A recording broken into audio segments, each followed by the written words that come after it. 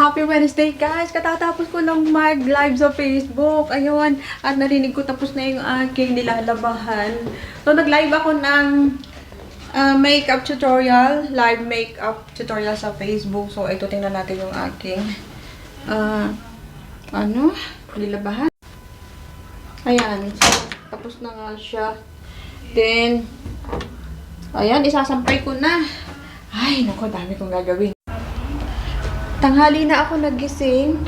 Kasi nga, kagabi-gabi na rin ako nakatulog. Tapos, paggising ko kaninang umaga, nag-ayos lang ako ng aming breakfast. Naghanda ako ng breakfast kasi kumain kami ng breakfast ni Barry. Tapos, ito na, ang dami kong kalat dito. Kasi ito yung mga nilabahan na nilagay ko dito. Itutupi ko pa yung mga. So, marami tayong gagawin. Inuna ko muna yung mag-live ako para mamaya wala na akong gagawin. Ayan, pagkatapos kong live, nag-photoshoot ako dun sa labas. Kasi sarap sa labas, mainit. So, every day of ko, yan, naisip ko yung mag-photoshoot ako. Ako lang mag-isa nagpipicture sa sarili ko. Nagpo-photoshoot ako. So, ang gagawin ko ngayon is, sasampay muna ako ng nilabahan. Ano ba yan? Hindi na muna ako magbibihis. So, nagbihis ako bago ako mag-makeup tutorial sa Facebook. Then, wala naman akong pupuntahan. So, ganyan, nag-Facebook talaga ako. Yung mga bulaklak, naglagan na, mga petals. So, isasampay ko muna yung nilabahan ko. Then, ay naku, may gagawin pa nga pala ako. Pupunta ako sa shop kasi bibili ako ng chicken kasi gusto kong magdinola ngayong gabi. So, magditinola kami. Si Barry, ang kanyang dinner daw ay gusto niya yung lasagna. May lasagna pa kami tira dito. So, yan. Ang gagawin ko is, magluluto ako ng tinola para sa amin dalawa ng anak ko. So, napapaibig ako ng tinola. So, sampay muna ako. Ayan, ang nangyari sa atin. Ganito ang nangyayari sa akin pag nauna ako maggawa ng magtrabaho sa aking social media. So, ngayon, magsampay muna.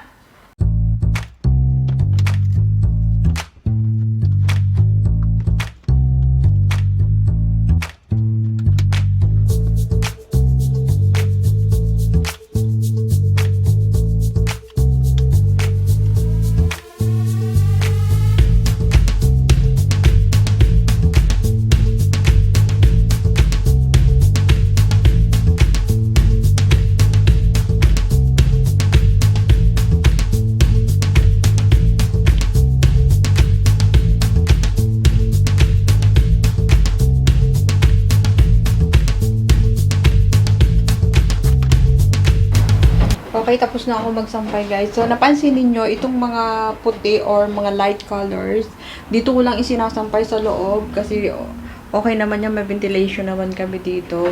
At, kasi sa labas, medyo maalikabok nga.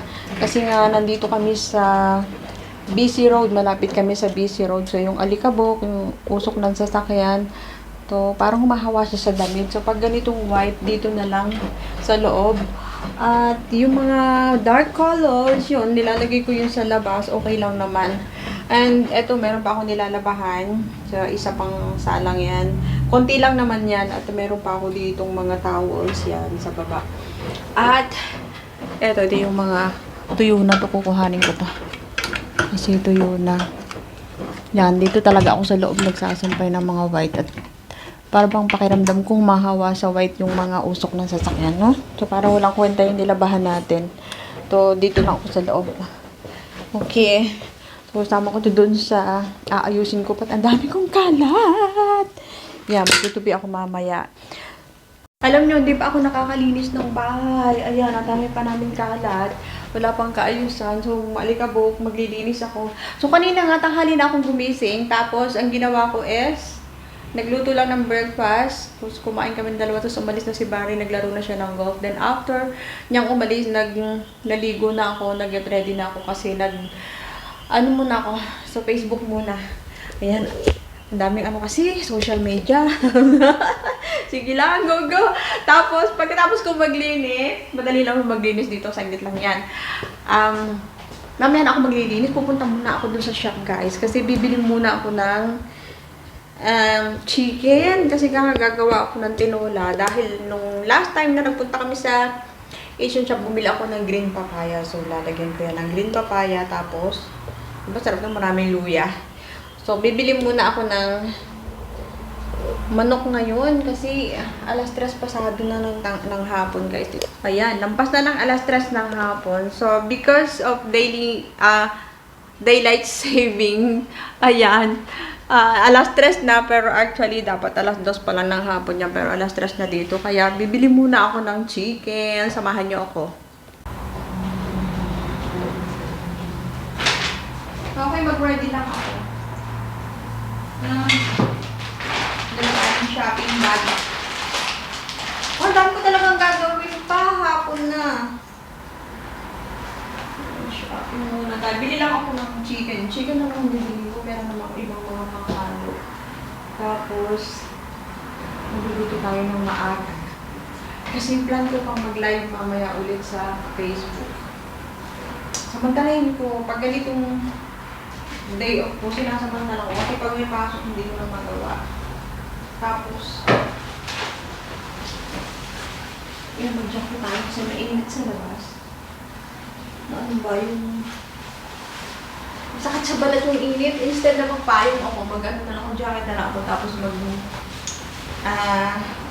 mag-sombrero na lang ako. Ayan.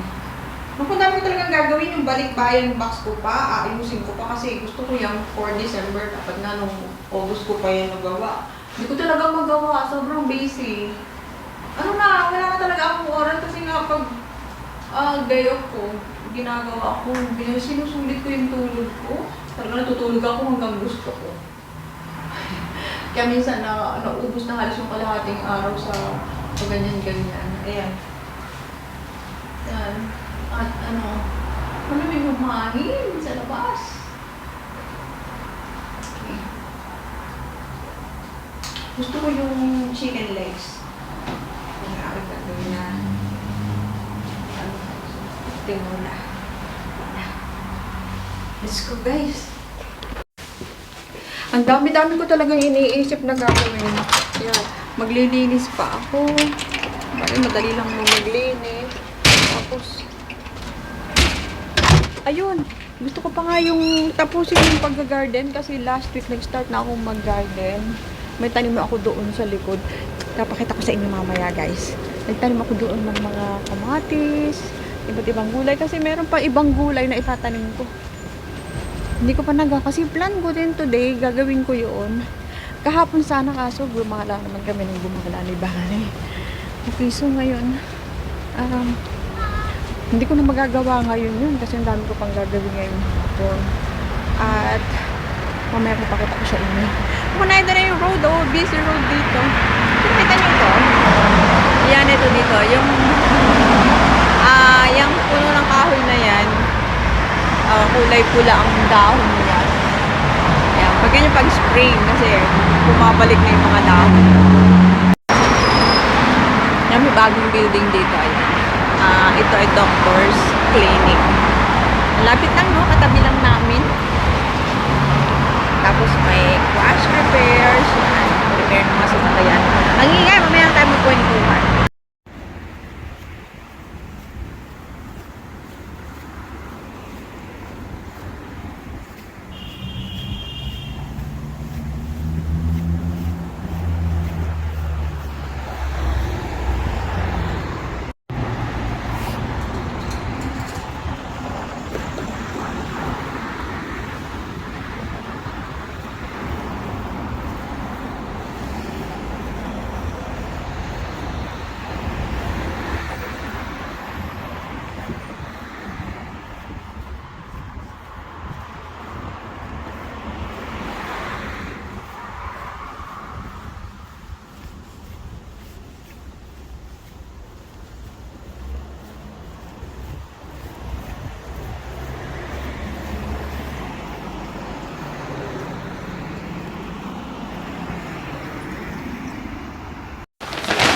I'm back, guys. Ang lamig sa labas. The wind is cold. So, marami din akong nabili. Hindi lang pala chicken ang bibilihin ko. So, ito na yung chicken na binili ko. Yan. drumstick lahat yan. Wala kasi sila yung magkakahalo. So, drumstick at saka yung mga chicken breast, yung mga nandun, chicken wings. So, magkakasama na sa isang pack. So, pinili ko na lang ito. Mas malaman. Ayan. At, dalawa lang naman kami ng anak ko. Pero, ito yung pinakamaliit na pack nila. Pero, iluto ko na lang lahat yan. Pwede pa namin kainin sa sunod na araw. Tapos, yan. I am invited to a birthday Friday night. So, birthday ng friend ko si Jeremy. So, pupunta kami doon. Ako lang pala, pupunta ako doon. Kasama ko yung mga, magkita-kita kami doon, mga friends ko din na Pinay. So, bumili ako ng card, tsaka itong, yan, paper pag nalalagyan ko ng gift ko sa kanya. So, bumili ako ng card. Yan, dyan na. So, ang gift ko sa kanya is, ang nabili ko lang talaga, wala ako ibang maisip. So, minessage niya lang kasi ako, biglaan naman. So, hindi na ako nakapamili. Kagabi niya ako minessage. Tapos, wala na akong time mag-shopping. So, dito lang ako nakabili. So, bumili ako ng, eto, maganda naman ito. O, yan, regalo ko sa kanya. Sinamahan ko ng ganyan. Yan, para, it's cute. Tapos, bumili pa ako ng isang ganitong chocolate. Ibigay ko rin sa kanya. Yun lang, simple lang naman. Di naman niya kailangan ng maraming regalo at yun. She has everything naman. So, hindi ko alam kung anong regalo. Ang hirap regaluhan ng mga ganun, no? Yung lahat na meron sila. Anyway, so, ma-appreciate naman niya yan. Kasi maganda yung pang-comb ng buhok. Tapos, bumili ako ng drumstick. Kakainin ko muna ito. Bago tayo gumawa ulit ng gagawin. Bumili din ako ng sandwich bag. Nalimutan ko ito kahapon na nag-grocery kami ni Barry. Tapos ito, bumili ako nito pang baon. Alam niyo, mukhang masarap to. Tagal kong tinignan dito kanina. Jam donut. Yan. Mukhang masarap. So, i-try natin yan. At, bumili dito ako ng strawberries. Kahapon bumili rin ng strawberries. Pero, dahil mura ang strawberry, bumili doon ako. Kasi, isang kainin ko lang ito. Alam niyo ba, isang upo ko lang, ubos ko na to. Yan, bumili din ako ng, saan kong bumili? Bumili ako nito. So, paminsan-minsan lang ako nagaganito kasi hindi naman maganda sa ating katawan yan, sa health natin. So, paminsan-minsan lang kumakain ako ng ganito. Madana, kaya tama na yan. So, yun lang ang binili ko, guys. At, alam nyo, yung aking nilabahan, for sure, tapos na yun. Tingnan ko muna. Hoy, hindi pa. Meron pa 7 minutes. Okay, papalikan ko mamaya. Mag-prepare na rin ako ng aking nilutuin tinola. Alas 4 na ng hapon. Para maaga ako mag-umpisa. Pero before that, nakita ko sa inyo yung garden ko. Yung nag-garden ko dito. At hindi ko pa nga natapos-tapos. Eto, last night, malakas yung hangin. So, nasira yung isang sanga. Ang bango pa naman ng bulaklak ng puno na yan. So, dito sa likod, so, ito yung aming mga puno. Ito yung puno ng cherry. Ito naman yung puno ng plum. Ito yung apple. Ayan. So, nagsisimula ng magkaroon ng dahon. Tapos, ito pa rin yung aming grapefruit. Ang daming bunga. Ayan. Super. Tapos, dito, ito yung aking kamote. Ayan. So, dati ko nang tanim itong kamote na to. Ito. Dati ko nang tanim yan. Tapos, parang nawawala siya. Pag winter, konti lang yung tira. Ayan. So, ito na naman. Tapos, pumutol ako ng sanga. Nagtanim pa ulit ako doon ng panibago doon sa tabi. Ayan. Ayan, ito na yung bonggang garden ko. So, ayan na nga. Dito yung pumatak na. Ayan o, tingnan ninyo yung kahoy na sapak. Kasi mabigat yung sanga niya. At dito yan, ang tanim ko. Ayan, may tanim akong sili. May tanim akong malalaking kamatis at saka meron din yung mga cherry tomatoes. Tapos may tanim din ako doon na watermelon, ayan, cucumber, tapos yun yung rock melon. At dito sa kabilang tabi, may dito may tinanim akong kalabasa, yung pumpkin. Pumpkin yan. Yan, pumpkin para gagapang siya dito. Paikot pag ganon. Tapos yung mga vines na yan, ayan, ito yung mga, kasi gumagapang itong mga dito sa tabi na nilagay ko. Yung gagapang lahat yung pagapangin ko yun dyan. At nag-isip pa nga ako kung ano pa yung ano ko dun. Parang gusto ko pa i-dig pa itong part na to. Yan, para makapagtanim pa ako. Marami pa akong itatanim eh. At ito pa yung aking soil na pang-mix. Yan, good soil yan. At meron ako ditong buto ng papaya na ready din na tatanim. Ang dami ko pang gagawin. So, mamaya ko yung didiliganin kasi medyo tuyo din yung lupa. Bilis ng oras, no? Tapos na yung yung 2 araw kong day off. Parang kulang pa yung nagawa ko. Anyway, mag-umpisa na ako maggawa ng tinola. Tapos mag-imis-imis ako ng mga kalat. Paano pa linis talaga ng bahay. Kainin ko muna ito bago matulog. Tapos, pagkatapos ko nito mag-merienda, simula na akong prepare ng lutuin. Para maaga. Yan. Sarap.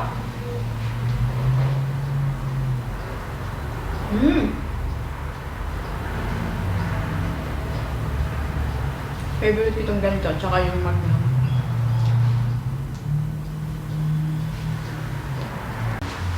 Tapos na ako maglinis ng bahay. Ayan, hindi na ako nagbihis kasi magla-live pa ulit ako mamaya sa Facebook.